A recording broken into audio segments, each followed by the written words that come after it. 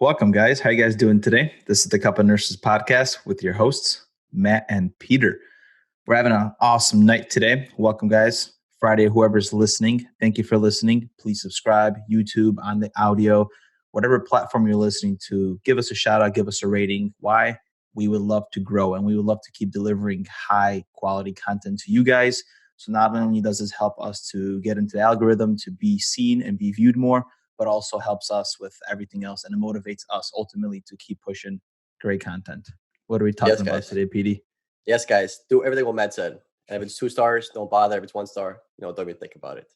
But on today's episode 38, we are going to talk about BPAs, how they're more predominant in our drinking water, it's more in our blood, and how we just deal with them more. And we're also going to talk about how to get the most out of your physician, how to see your doctor, what you should be asking, develop a relationship. Just kind of give you some tips on how to get the most out of your doctor's visit. Do you feel like whenever you visit the doctor, sometimes you feel without your question being answered? Or have you ever had that experience?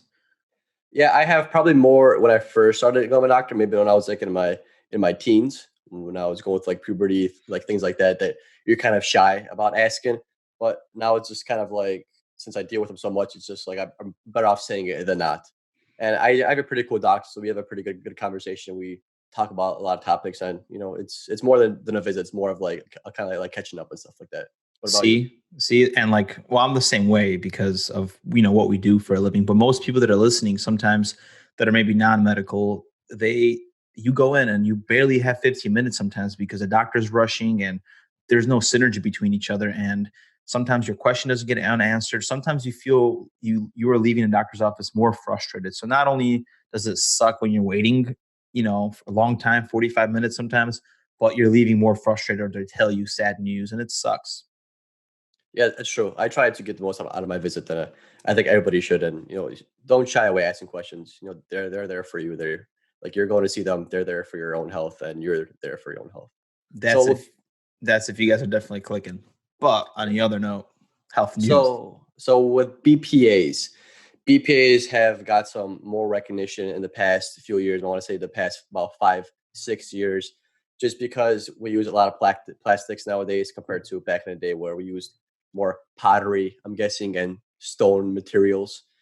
And so basically BPA is just a chemical found in plastics and like different variations of plastic that you would store, like plastic containers, plastic water bottles. The predominantly one is plastic water bottles, and it's just we see it more often. We put those things in a microwave, and they get released into our food. And now we're kind of trying to figure out, are they really as safe as we thought they were? How much how much BPA is a safe dose of BPA? Because we do know that there is links with BPA and certain health issues. And the study that we're looking at exactly, it's a comprehensive study of 29 different urine samples in pregnant women. And what it's saying is that the FDA is technically lying to us to the concentration that we really thought that we have of BPA. It's a lot more. These scientists are saying that we have 44 times more of a concentration of BPA in our blood, or in this case, we should say urine because that's what they're testing, than known before. And the reason being is because they're using an outdated method of tracking BPA.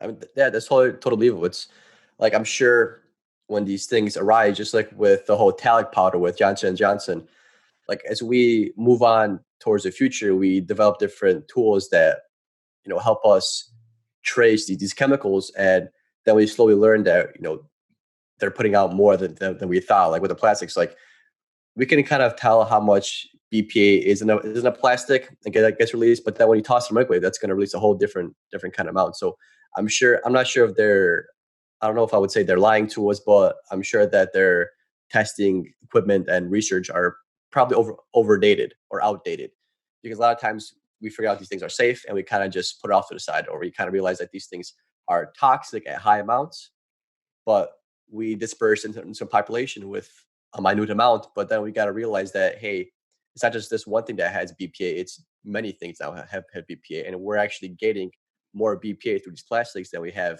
initially when we only had like one or two plastics. Now people have water bottles all the time. They drink, you know, out of plastic in the gym. They store their stuff in plastic. But before, people were really doing that as predominantly as they do now. And that sucks. Even I'm noticing, like, today I went to the store and I bought salmon wrapped in plastic. plastic container, chicken, everything is being stored in plastic. I'm starting to notice that more and more the more I research this. And it's like, dude, not only is it now, the watered bottles, but we have to be looking at what exactly is being used when it comes to those plastic containers. So one little thing that I found here is that if you look at your label and it says recycling code 37 or PC, that means that plastic there's BPA found in it because the way it's filtered and recycled. And the reason why we're saying that BPA is bad and why this is such a big deal is because BPA is mimicking the function of estrogen. And what happens is it starts manipulating bodily influences. It manipulates cell growth, it messes with fetal development, cell repair, energy levels, and even reproduction. The studies that me and Peter talked about before, we usually were looking at pregnant women, right? And there was a lot of like developmental issues, but it's also affecting women where, we talked about breast cancer. Estrogen is a big deal. And look at that, BPA.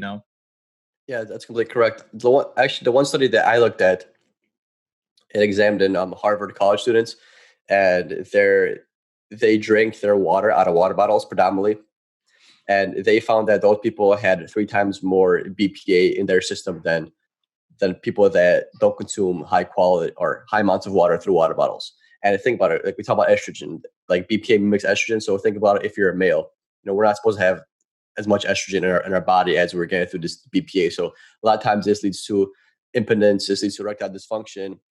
People have issues, with pregnancy, and it's because it might be linked to this BPA, because we're not 100% sure if this is causing these issues, but there is definitely a link to BPA and the sexual reproductive issues that we just dealt with. So, like I said before, like it might be a small amount per plastic, but then if you take a look at how much plastics you're consuming, or how much plastics are how much we rely on plastics, like Matt said, salmon's in plastic, then I'm sure he drank water from the gym in a plastic, protein shaker bottle, and I'm sure he had like a plastic plate today, and that all adds up, and that gets thrown in our system, and we're not really sure if this is causing these issues, and we're seeing that there's a correlation. We're not actually sure what amounts cause these issues. And I'm sure it's gonna be different for everybody. And why put yourself in a high risk category if you're more prone to breast cancer or these sexual dysfunction issues? Yeah, it's crazy. And BPA has been used for over 40 years in the industries. And what it's used as a compound to harden plastic and to reach the form that it has currently. Have you actually looked at your containers to see if they contain BPA? That's probably something now I'm thinking I have to do to be more to kind of support what I'm talking about on the podcast. I mean, no, I did not, but you said that a lot of recyclables are made from that, right? From like BPA is found in a lot of recyclable stuff. So definitely, if you look at your recycling numbers and it says recycling 3, 7, and I believe it's PH. I have it somewhere here on my notes. We are looking at PC. So that means that those recycling labels have BPA in them.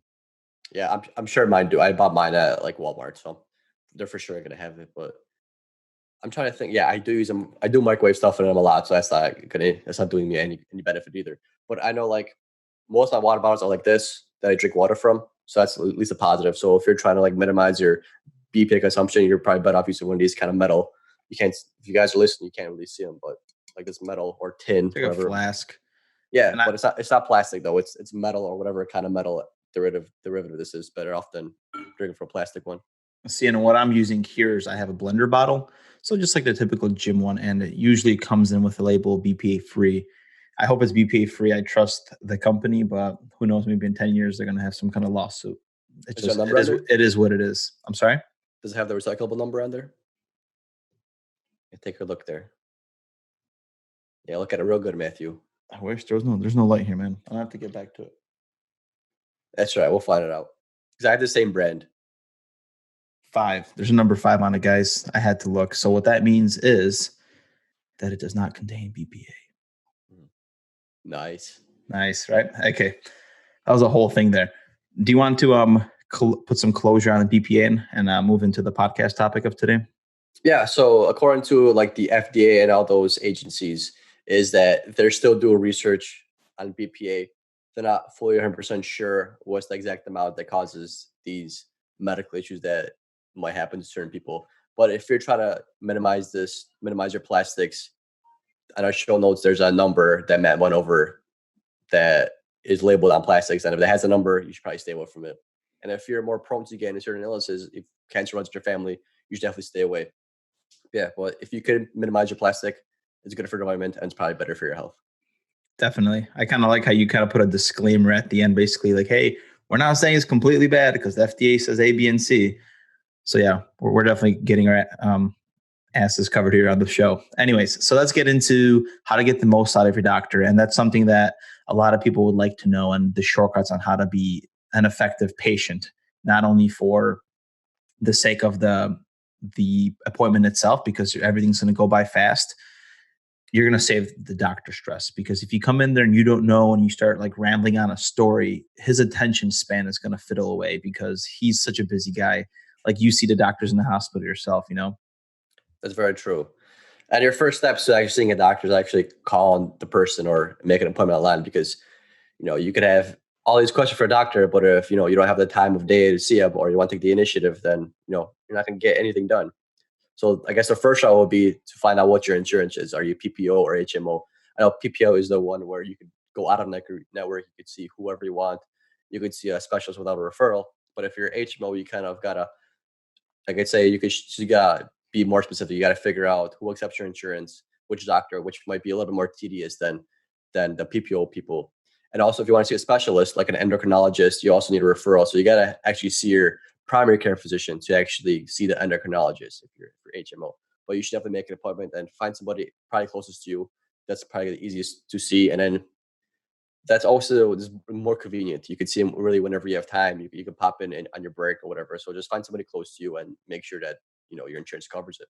Actually had this issue because, I'm Blue Cross Blue Shield from Illinois, and now I'm hanging out in San Diego. And for the past couple weeks, I've been noticing this little fluid buildup above my umbilical. Right. So I think I'm diagnosing myself with a hernia. And I wanted to see a doctor. And I called my Blue Cross Blue Shield insurance. I have HMO, and I'm so limited. They sent me a PDF with all these doctors to call. I literally spent an hour calling random doctors, and everybody takes PPO here. And if I want to go for a doctor's visit, I got to pay $150 out of pocket. Yeah, I mean, but hopefully, but that's because you're at a different state. I'm sure people with that, because you're traveling. You're originally from Illinois, from Chicago, so I'm sure you have many physicians around you in the state of Illinois. I think state to state is where it becomes more of an issue, because you wouldn't have an issue finding a doctor in Illinois. So I mean, if you travel a lot, your better option is going to be PPO. If you're a travel nurse, probably PPO is going to suit you the most. But if it's cheaper to get HMO and you don't really see yourself kind of moving around too much, then HMOs I know is cheaper than PPO for the most part. So yeah, that's exactly right. So that's why for now, what I'm doing is I just went to Mayo Clinic, kind of DYOR, did my own research, and I'm kind of telling myself, hey, I think I'm fine for now. I'm just cutting back on the weights, and I'll make an appointment once I land in Chicago for Christmas. Yeah. Did you look at like a CVS or Walgreens where they have like nurse practitioners or like PAs? I didn't. It's the weekend. I found out it really hit my mind Friday, and it's been couple days. So no, not yet. But I might do it tomorrow just to kind of see what's going to happen. Okay. Yeah, because there's also options to see like PAs and NPs if you're close to like a Walgreens or CVS. I know a lot of people in more of the countryside, like more of the rural areas, they might have a Walgreens or a CVS over like a physician's office. They might be far from a hospital, might be far from a physician's office, but CVS and Walgreens and those small nurse practitioner driven kind of clinics, they're popping up all over the place just because they're more affordable for the system for the company. So My that's thing also is, another option. my thing is, I'm just being a little bit biased, and I would like to have somebody with experience, because if someone's touching my stomach and telling me, "Hey, you have a hernia or you don't," that person that freaking felt 150 of them compared to like two or three, he's not going to tell me the severity of it.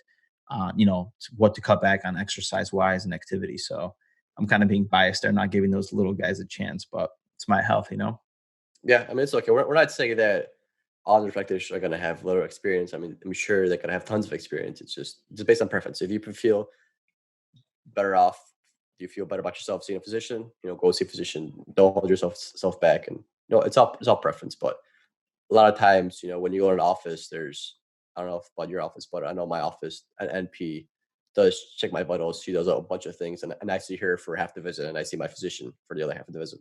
Okay.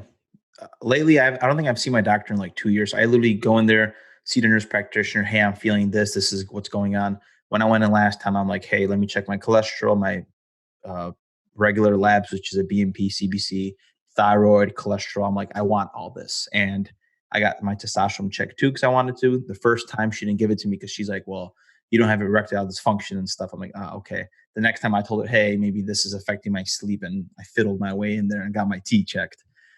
But anyways, how to get the most of your doctor, which is the second part after you find out your insurance, is you want to start asking yourself, like, what do you want from your doctor? And things you should start asking yourself is how often are you going to see them? Is it a specific specialty? And you have to be honest, like, what are you like going in there for? Is it for regular labs? Then you might just want whatever doctor. But if it's a specific prognosis, let's just say, and you're dealing with cancer, you want a second opinion about things, then you should really nitpick your doctor. Maybe drive the extra 25 miles, but see somebody that has the years of experience to give you the best judgment possible. Right? It's completely true. Like doctors and nurses don't know how to help you if you don't explain to them what's going on. Like if you have pain and you don't bring up that you have pain and you say you feel great, you feel fine, then we can't like they can't read your mind and they can't really treat it. There's nothing like to go off of because a lot of this stuff is subjective, like lightheadedness, like things like that. Like if you come in and say you feel warm at night, you can't get a good night's sleep, you're waking up, you might have always say you might have obstructive sleep apnea, but we're not gonna know that until you tell us like the symptoms or things that have been happening. And I feel like the main issue here is if these things turn chronic. Like if somebody has chronic pain, they get kind of used to that pain and they don't really bring it up as much because that's something that they live with so long it's almost like normal to them. Same with like not getting a good night's sleep. So if you haven't been sleeping good, you've been sleeping 4 hours a night, and you've been doing that for 3-4 years. You never told anybody about it, and you just feel like, hey, that's just the way I sleep. Well, really, it's not the way you sleep. It's because something's going on internally that's causing you to sleep only for 4 hours. And that's one thing that we kind of want to tell our patients too is that it doesn't matter how old you are. Pain is not something that comes with age. Like if you have pain and there's something going on, you have to treat the underlying cause and not just take like the Tylenol.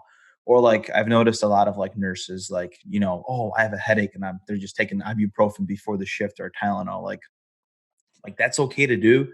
Like maybe they're dehydrated or there's something else going on that you have to fix in your diet or your body, whatever. It's like sometimes we just neglect and we want to just cut the symptom. It's very true. Yeah, you want to, and just not just with like, don't just talk about symptoms. Like, yeah, that's very important too. But you also want to build a relationship with your doctor. So kind of get to know each other. And just ask a few questions. Ask, where he went to school. How long has he been doing this for, and tell him a little bit about yourself, like the job you do, because a lot of times your career affects, like your health. Like let's say you do construction and you have back pain. So now the kind of physician might be like, I thinking maybe sciatica because you work in construction, you do probably a lot of heavy lifting, you might have tweaked your back up a little bit. Or if like if a nurse comes in saying she hasn't been feeling right, she's been more tired or something like that, and now the doctor knows that that she's a nurse. Maybe she's just not drinking enough water. Maybe he recommends drinking some water. He might do like a urine sensitivity test, and shows that she's dehydrated. Like you got to know each other. Doctors got to know where you come from, what do you do to properly treat you like as a whole person, not just for your symptoms. Because a lot of these symptoms are overlapped with different diseases. So just kind of just figure each other out, just see what you guys do, just have a good conversation, get to know each other a little bit. And then we're going to talk about relationships and how important they are to outcomes. And definitely, I agree with that one when it comes to nurses, even dehydration. Because when I got my lab test done in summer, I noticed my B1 is a little bit elevated. So just not drinking enough water, to be honest. But another thing is before you walk in as well and pick your physician, you want to empower yourself. You want to definitely understand what's going on, what you're going for. Do some own research to kind of find out the medical jargon that might be thrown at you or anything that might help you and a doctor both come to a conclusion of what's going on exactly in your body. And when it comes to physicians and looking for them, there's a few websites that we could list on the show notes. One of them is it's called Health Grades, and there's over 19 million visitors per month. And this basically checks different physicians that are um, the ratings, I should say. So maybe that's something you would enjoy. Yeah, I've never been on the website. Have you checked it out? I know like back in college, there was the ratemyprofessor.com. I would always like look up those professors. Like before I pick a class, if there's like a choice between two or three professors, I'll always pop into ratemyprofessor.com and I would just look which one's the easiest, and I will always just take that one or which one had like the best reviews. So I've done that as well, but I feel like because we're in our 20s, that is not something we're gonna do yet. But definitely when I get older and I'm gonna have like some kind of pain or something I want to go see, I'm gonna be very nitpicky with who I pick because I'm just very self-aware of like what happens in the hospital. Or, you have that physician that doesn't take the time for their patients. He freaking pops in, looks at them and freaking leaves and just collects the freaking consult note or the money for the day from the patient, but there's no relationship there. So I'm going to be nitpicky in the future and probably go on something like that. Yeah, that's true. But there's also like that. So with any review, you got to be careful because there's always like that negativity bias where, you had a good experience and you don't really rate when you have a good experience. Only time you rate is when you had a bad experience and you want to be heard because you're upset. Just because somebody gives somebody a few negative reviews or, like a handful, don't shy away from them. Just because there's like four negative reviews on a doctor and that's so many four reviews he's got doesn't necessarily make him a bad physician because you got to think about it. He sees it multiple people. So it might have been four reviews, but he might have seen, 100 people. So that's really not that much. So just because, someone had a bad experience doesn't Grain of mean, salt. right, that doesn't mean you're going to have a bad experience. And a lot of times these doctors are busy. So there is going to be times where you might feel rushed or you might just feel like you walk in, you walk out. And that does happen. And unfortunately, doctors do have busy schedules and it does get filled out where you might feel that way. But in that case, you should definitely talk to doctor about that or let somebody know in the clinic and say like, hey, I don't feel like my doctor spent as much time with me, which that's, I highly doubt a lot of people do that, but there is another option besides giving somebody like a negative review, like try to figure out why they're busy. Or even when he comes in and he kind of seems rushed, you can always ask like, hey, do you have a busy day? And they might tell you, yeah, this is what I still have to do. So, this is why I'm kind of in a hurry. And then you kind of have a more of a human interaction. You kind of understand like his perspective too, because his intention isn't to just bring you in and bring you out and to collect your money. He genuinely wants to help you make sure that you're healthy and nothing goes wrong with your body. Ultimately, that's the goal. And that's another thing is now that we're looking into reviews and we're going to talk about assessing this interaction, right, with the doctor. So definitely if you go to your doctor, the things that you should be looking for, and you should find a doctor that's curious. Like look at his curiosity. If he's asking you great questions, if he's questioning what's going on, asks you different things, those are all great things that a doctor should be doing. And ultimately, you want to feel like you're being heard. Like he should have great eye contact with you. He shouldn't be interrupting. He should let you finish. And a doctor shouldn't make you feel like self-conscious about yourself. You should feel like you could tell him anything because that's the relationship that you guys should hone because you guys will have that relationship for a while, hopefully. Yeah, that's true. And when you get a very experienced doctor, I feel more newer practitioners. They're gonna be ones that are kind of more curious, more trying to think outside the box, trying to figure out what's going on, and they might kind of scare you a little bit because they have so much ideas going through their head that it might be this going on. Is it chronic pain or is it cancer? What's the other thing going on? So they're kind of more jumpy, which is a good thing too. But then you get those practitioners that have been there for a long time and they already kind of know what's going on. Don't know what's going on. Like they've heard these symptoms over and over again, and it's been 90% of the time it's been this, and other 10% it's been this. So instead of running like 4 or 5 tests, they'll do like 2 or 3, and they'll kind of pinpoint it more accurately, more quicker. And it's kind of cool to see both that experience because initially when I lived in Chicago when I was younger, I had an old doctor that kind of was just like routine. He knew what was going on. You would tell him this, and he'd give you this. And then when I came to move to Lockport, I've had more of like a newer physician. He was like in his mid 30s, and he just started his own clinic. So and he was kind of like always asking me these like different kind of questions, like what about this? How does like I know your back hurts, but how does your knee feel? How does that feel? Or do you have night sweats? Like random things like that, where I'm just like he's asking me a lot, but that's also really really cool to see. So there's definitely kind of two grids of doctors, like the ones that are gonna be on their younger years, where more questions, trying to figure out what's going on, compared to the ones that kind of already know what's happening because they've dealt people that are in for those kind of issues. And definitely that depends on doctors too. Because I had one doctor, for example, that my doctor seen for his prostate, and that guy was like in and out every single time. Like he was not in the moment when you're talking to the patient. He's like, "Okay, hello, Joseph. Do you have any questions? Okay, everything's good. Okay, thank you. See you guys in 6 months." Like it was just very, very quick, and like you can tell that his brain is not even there. So definitely pick your seeds right. Yeah, now that you brought that up, I actually remember now my sister's first endocrinologist. It was like a guy back in Joliet. I don't want to say his name, but I know his name and I know how he looks. But he was always in and out. Like, hey, are your blood sugars good? Anything change? No, they're fine. And he will leave. And it's literally like he had took on so much patience where we would literally wait in his office longer than he saw us. Usually we would wait there for a good 20, 30 minutes and we would literally see him for like 10 minutes. And then he just give us a script and we leave without any kind of changes. And like at that point, I mean, I didn't know much about the medical field or nursing. And now when I'm looking back at it, it's not really right. Like he just literally walk in and walk out. He would just look at your A1C and just ask you anything change. No, that he wouldn't really care. Like, he wasn't very genuine. It seemed more of like it was business for him. He was trying to get the most money out of it, seeing the most people and just trying to fly through the door as quick as possible. And that was totally unacceptable and not fair. We don't go to him and we don't go to him anymore. But now that I look back at it, I definitely dealt with somebody like that. And it's completely not right. And you shouldn't be with somebody like that. If you gotta wait longer and you actually examines every time, that's not a good position. So, Peter, how do you feel? Like, how did you feel emotionally when when you had that experience with your sister and the diabetes? When the doctor just kind of zoned out. Well, like now I don't appreciate it at all. But back then I was, I didn't know. I thought that's just how it is because we've seen him or her whole for most of her life, and that's the one person we've been going to.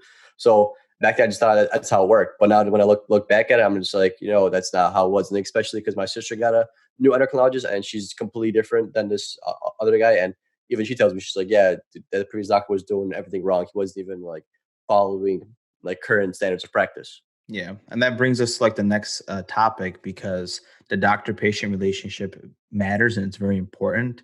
And think about it like basically customer satisfaction, patient focus, patient engagement, I should say, is the goal because technically in healthcare, we want patients that they want to be involved in their health. And there's so many patients that we have that are disconnected from their health. They don't care about their well-being and they have a bad relationship with the doctor and it all affects outcomes. There was a study that was published about the Journal of Health Services research and it basically took over was researching 8,000 chronic illnesses and it found three levels that patient engagement was impacted. So just to kind of read over this is the quality of the patient physician relationship, especially how the doctor, everything was affected by communication. So that relationship that the patient and the doctor has is very important. The amount of respect and the amount of fairness that this person had as well with the doctor mattered. And that's where we're talking about with you, Peter, just like you didn't feel respected or well. And also sometimes patients prefer telecommunication like email or telemed like that's a new thing now, which is probably pretty cool. Yeah, especially for like in the more like in the countryside where there's not much clinics there. It's pretty cool how there's like the telehealth and like you could speak to a physician over webcam. You could talk to them, tell them your symptoms, and he could treat you kind of right there. He could always write a script where he's working, and he could send it over to the nearest pharmacy. And that's actually really good. I feel like that's definitely going to reach a giant portion of the population that they really have big access to healthcare, and it's definitely going to make people a lot healthier than they were before. But once again, people got to take the initiative. Like then now you got to buy a webcam. Now you got to have a computer that has internet connection, which hopefully a lot of people have nowadays. But it takes an extra step. I'm not sure how scheduling works for that. I'm not very familiar with like telemed or anything like that. But it's definitely a Imagine, convenience. Like if I could see my physician over the webcam, I'd be down. I'd just be like, hey, I'll probably see him like every month. I'm pretty sure in the future we're going to have such well healthcare systems and we should probably write this idea down and do something with it. But imagine just having a toilet where you just pee your urine and I'm sure you could study so much things about the urine and what's going on exactly in your body. The doctor is going to get direct services being sent out to him of your urine every week. Let's just say it's going to be sampled and we're able to going to treat you quicker on what's going on before things get a lot worse, because I'm sure in the future we're going to be able to test urine for so many more things. So you never know. It's I think technology is going to be cool. It just depends on how much privacy we want to give up. You know what I mean? Yeah, that's very true. I mean, that whole urine thing, that's probably gonna take a little bit because someone's gonna have to have like a machine or something. But I'm sure you could pee in a cup and send it somewhere, like to like a lab facility, and your doctor could, have the technicians take a look at it. That's available now. But Yeah, I was just yeah, thinking more sci-fi. That's definitely there. And now let's bounce into how to optimize your time with the doctor, like the visit, because as you know, most people, and it's known that older people, 80% of them feel like once they leave their hospital visit, I mean, once they leave the patient's or the doctor's office, they feel like they forgot something that they were supposed to say. So let's optimize that so you get the most out of your doctor during your hospital visit. So the first one would be to definitely have your perfect statement. And what that is a doctor's going to ask you, what brings you in today? That's usually the opener, right? That's what the doctor's famous line is. What brings you in today? You should fine tune that statement. Tell them exactly how are you feeling, what's bothering you, the symptoms, what changed. And let's use an example. Hey doc, I used to hike every single weekend. Now my knee is flaring up. I don't know if it's gout, but it's just been hurting more on the left than the right. Now I only hike every third, every fourth weekend, and it's affecting my quality of life. So the doctor not only knows what's going on, the symptoms, how are you feeling, but it's letting you know the quality of life that's being affected by what's going on with your hospital or your doctor visit, I should say. And ultimately, he knows how you're feeling, and hopefully, the best decision gets made to solve what's going on.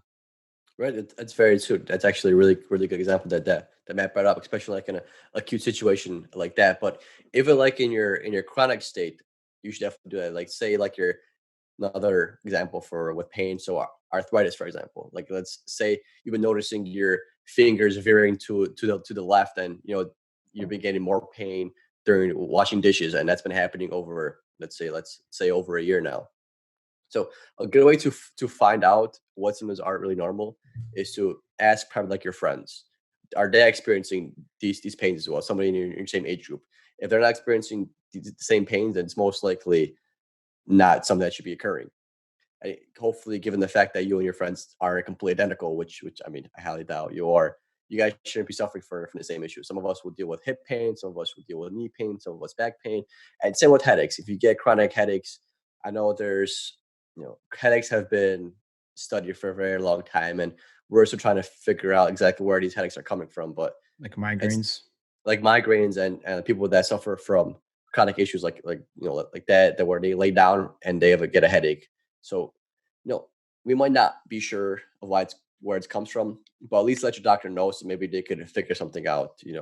Maybe you're getting like damage to your retina, and that's causing headaches because of your blood pressure or your blood sugar. And yeah, you're diabetic, but let's say your blood sugar parameters are very tightly controlled, then maybe your doctor needs to maybe tighten those parameters a little bit more just so you don't get that retinopathy or any kind of headache would cause that. So it's just like you got to bring it up, otherwise we're not gonna really know what's not me, but doctor's not gonna know how to treat it. And these kind of things that you've been dealing with are not normal, so you should be able to bring them up. I know those are the hardest ones to catch because like that's just something you've been dealing with. But a good way to do this is just to keep note of them. When does this pain occur? Does it occur when you wake up and then it goes away? Maybe you just sit for too long of a time. Is it, maybe you just got to stand up every couple hours and walk around, and then that gets rid of the pain. And you also want to know what's the answer of the pain, or what's the answer of the issue, and also what helps relieve it. Like let's say you have trouble breathing when you lay flat, then let's say now you use three pillows to prop yourself up, and you have three pillow orthopnea. So now we kind of know what you do to treat it. So now we kind of have an idea of what's actually going on. Great way to say it. After that was sorry, I'm just blanking out here for a quick hot second. So you know what's going on. Have your perfect statement here of how you're going to present to the doctor. You should definitely do the little things, which is bringing all your medications in, or make a list of them, the milligrams, how often you take them. That would help the doctor as well, and it's going to help like the technician that like processes all that before the doctor comes in. And you also want to bring in your maybe medical records, because healthcare, you would think that everything is all, everybody knows, every doctor, everybody knows all the CT scans. But the reality is, no, there's so many different healthcare electronic systems that it doesn't get passed easily. It's not universal yet, right? hopefully in the future. So what happens is if you had a CT scan in a different healthcare system, you should have a copy of that and bring it in because maybe that's going to save money on ordering a test. It's going to put money in your pocket, and we're going to be able to get to the diagnosis faster. So that's one tidbit that I would give to people. Do you have Yeah, any it's other true. ones? Yeah, probably Brigham medalist. So there's been a handful of times where people are overcoagulated because I give one example. People take Coumadin and they also take an aspirin, but the doctor doesn't know they're taking aspirin until, hey, they realize they're taking aspirin because they've randomly brought it up. And also even like the over-the-counter medication, like the certain herbs, like I know ginkgo has a stronger effect with like blood pressure medications. Maybe they can get your blood pressure medication under control because you're taking this over-the-counter ginkgo, and now your blood pressure is always low. Maybe there's some medical interactions. Same with like also your probably diet's a really good one as well. If you're on like I say a cardiac diet, so if you have hypertension, you should be eating low sodium foods. You should be taking your medication on time, all that. But also with like spinach and leafy greens, if you're on an anticoagulant, and your chance of developing a stroke or a random bleed are higher if you eat leafy greens. I'm not saying to not eat these healthy foods. I'm saying that if you eat a certain amount, you should definitely tell your doctor that you eat spinach, twice every day, because that's gonna guide them on how much Coumadin to give you or how much anticoagulation you should give. So definitely bring your list of medication you take, even your over-the-counter ones, even your herbs, and be specific on your diet. Don't just say I eat healthy. Just tell them what you eat, especially if you're on a lot of medications. And ultimately, the doctor is going to give you the best recommendations you can, and then you have to follow through with them. And a lot of people don't. I had a guy, which was he was getting peritoneal dialysis, and they switched over his treatment, so he had to start taking Tums and an extra medication in order to get more calcium in his body. He didn't take the Tums as he was supposed to. He admitted it. He came in for potassium that was like, or I'm sorry, a calcium of like 6.4 or something. Dude was freaking cramping up all damn night. And the effed up part is ER, of course, brought me up a patient with a freaking infiltrated 22 gauge. Can't even give him calcium. He probably didn't get calcium in the ER. He's freaking cramping up, screaming. I can't do anything about it. And we stuck him like 15 times, dude. Couldn't get an IV for my life. Had to page a doctor. This is a story I never told you. Yeah, man, Because it's unfortunate how that happens. It's very, very sad to see because people don't follow with what they ask for. I know. I was gonna finish the story, but it's definitely a lot longer. And then it gets into doctors. Oh, it gets into doctors, dude. That like some of them are just very, very stubborn and they have like this whole God's ego thing. We should just skip that part. Yeah, I mean that's the truth. Like I deal with a lot of LVADs, and there's a handful of times where we see an LVAD clot off, and the person eventually dies because their heart doesn't function. So you throw an LVAD in them, but they're not taking anticoagulation, and you got a legit machine in your heart, so your body is going to attack it, and they just don't take the medication. And we know you're not taking them. You could tell us this. I'd rather have you to be honest and say no, I'm not taking them, versus yeah, I've been taking them, and then we take your INR, and your INR is a 1.5 instead of a 2.5, and now we know you haven't taken them. So if you don't follow through with it, at least be honest with yourself and tell the doctor you're not following through with it, because maybe you could change it up. Maybe you may be taking a statin and that's causing you muscle cramps. Well, let them know, hey, I haven't taken it because I have muscle cramps. Don't just say, yeah, I'm taking it, because that doesn't do it any good or injustice for anybody. I wonder if these doctors get burnt out just like nurses because when you have those patients that don't listen to you, you get burnt out as a healthcare provider because you're always giving empathy. And now you're like, you know what? I'm not even going to tell this guy anymore because he's going to do the same shit. We deal with that, like we have that crossing our minds. So I'm going to be honest.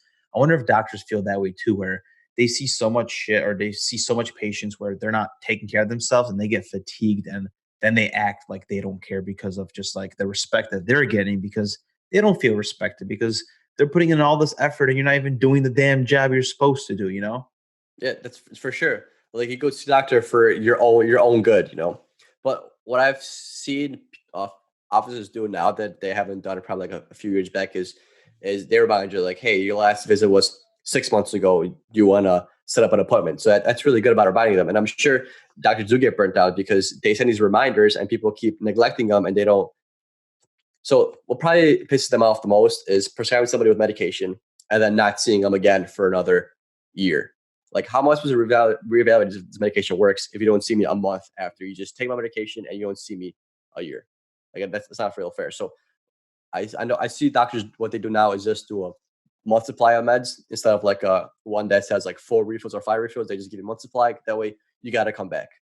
And So just in case the medication did you more harm than good, you only get that 1 month supply. You don't get those 4 or 5 refills where you can take it for 6 months at a time. when some people have that mentality that they're like, oh, I just went to the doctor for another refill. Like, what was the point there? Like sometimes I feel like patients question that because, oh, he just wants me to come in for money. I feel like at least that's like the Polish stereotype in our culture. But like definitely that makes sense where that doctor's just keeping stricter tabs on you and he's making sure you're actually going to do the damn work and take the damn pill. And then maybe he's going to push you back 6 months instead of like the 1 month and an extra refill. Right. And of course, think about it. It benefits you and a doctor. What you get to see him more often. You get to, maybe things are changing. You could go over with him, and he does get paid more. But maybe with this universal healthcare in the future, maybe it'll change. Because I know doctor visits could be expensive, especially if you're seeing somebody, every month. That's like what, $50 for some people, and that's good. That's a lot of money. Some people don't even have insurance, or they have HMO versus PPO. I'm not sure what their healthcare costs, and then plus you got the deductibles. Maybe they got to do some tests. Well, healthcare is expensive here in the United States, and certain CT scans, MRIs, they could cost hundreds of thousands of dollars, and people are drowning in debt through this. So maybe once we have universal healthcare, maybe they'll be more inclined to seeing a doctor. But then I feel like we would need more doctors. But I like the way that things are going in the United States is because we have more like these NP/PA clinics opening up that are run by doctors. But these doctors, instead of seeing this patient directly, they just deal with the NPs. So they have like 4 or 5 NPs under them, and they'll deal direct with the patient while the physician does the orders. And I think that's going to be a nice setup. So if we eventually do universal healthcare, I think that's going to be more beneficial because you're going to have the options to see an NP, to see a PA versus have the doctors have the burden to see all these patients. Some of it's kind of going to be spread out a little bit. So it's going to make life a little bit more easier for people in the medical field. Maybe that's going to show less burnout in the doctor's going to be less burnt out. So that means there's going to be more time for the patient with these NPs and PAs. And maybe ultimately that's going to drive patient engagement because we know that's the freaking golden ticket, guys. Patient satisfaction matters in healthcare. It's all money driven. Like it's nuts. Maybe that I think that's going to help a lot because these patients are probably not feeling enough from doctors. Yeah, it's very true. Hopefully we're going the right direction. Hopefully we have a good future. I think that's what summarizes all we had to say, right? Or else you got anything else to say? I hear your mouth open. You go over there. Yeah, I think by episode 300, I think we're going to know enough shit in healthcare where I think we could start setting up a universal system ourselves, man. I think we just need a lot of investors and I think we could pull it off. Yeah, we'll see what happens. You never know. Episode 300 is what, like a couple years away. We need to learn law by then in order to start this. Or maybe Bernie Sanders will be around, man. We'll get endorsed by him. Maybe. We'll see. We'll see. So let's summarize this. So long story short, guys, when it comes to getting the most out of your doctor, right? You want to make sure you pick the right one. Why are you seeing him? That's going to help you narrow the decision how far you want to commute, closer, further, what the diagnosis is, maybe just a regular visit. You want to have a good the opening statement, know what to say, how to assess your pain, do your DYOR, doing research, figure out what's going on. And ultimately, if you feel like you're not getting satisfaction from your doctor, let him know about the experience. Let him know that, hey, I didn't like you didn't do this, or you seem like you didn't listen to me. Be honest with them. Tell them straight up. And if this is the doctor that doesn't deserve you as a patient, switch it. That's my advice at the end here. Yep, exactly, guys. And don't lie. There is no room for lying with your physician. And for all your health freaks out there, health nuts, BPA is more predominant in the United States, in our foods, in our plastics. So if you're a really health nut, minimize your plastics. Look for that number 5, or look for that number that we have in our show notes. And tune in next time, guys. See you next Friday. Take care, guys. Deuces.